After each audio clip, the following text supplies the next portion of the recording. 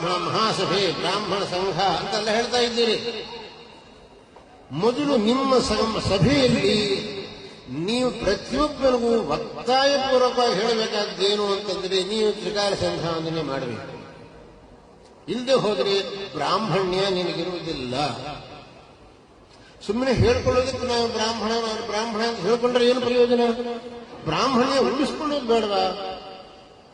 ವೇದಾಧ್ಯಯನ ಮಾಡೋದಿಲ್ಲ, ಸಂಧ್ಯಾವಂದನೆ ಮಾಡೋದಿಲ್ಲ, ವಿಹಿತ ಕರ್ಮವನ್ನು ಆಚರಣೆ ಮಾಡೋದಿಲ್ಲ.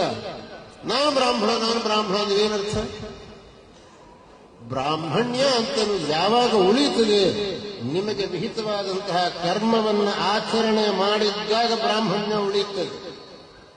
ಬರೀ ಬಾಯಲ್ಲಿ ಹೇಳಿದ್ರಿಂದ ಏನು ಉಳಿಯುವುದಿಲ್ಲ.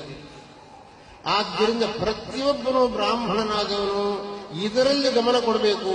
ನಾನು ಅನೇಕ ಮಂದಿ ಮಕ್ಕಳಿಗೆ ಉಪನಯನ ಮಾಡಿಬಿಡ್ತಾರೆ, ಸಂಧ್ಯಾವಂದನೆ ಮಾಡೋದ್ರಲ್ಲಿ ಅವನಿಗೂ ಆಸಕ್ತಿ ಇಲ್ಲ, ಅಪ್ಪನಿಗೂ ಆಸಕ್ತಿ. ಅಪ್ಪನಿಗೆ ಆಸಕ್ತಿ ಇಲ್ಲ, ಮಗನಿಗೆ ಹೆಂಗೆ ಆಸಕ್ತಿ ಬರುತ್ತೆ? ಒಬ್ಬರು ಮಗನಿಗೂ ಮುಂಜಿ ಮಾಡಿದ್ರಂತೆ. ಆಮೇಲೆ ಒಂದು ದಿವಸ ಅವರ ಸ್ನೇಹಿತ ಬಂದು ಆ ಹುಡುಗನ ಪ್ರವರ ಹೇಳೋ ಅಂತ ಅಂದ್ರಂತೆ. ಆ ಹುಡುಗ ಸುಮ್ಮನೆ ಕಣ್ಕಂಡು ಬಿಟ್ಕೊಂಡು ನೋಡ್ತಿದ್ನಂತೆ. ಆಗ ಬಂದವರು ಅಪ್ಪನೇ ನೀವು ಸ್ವಲ್ಪ ಎತ್ಕೊಡ್ರಿ ಅಂದ್ರಂತೆ.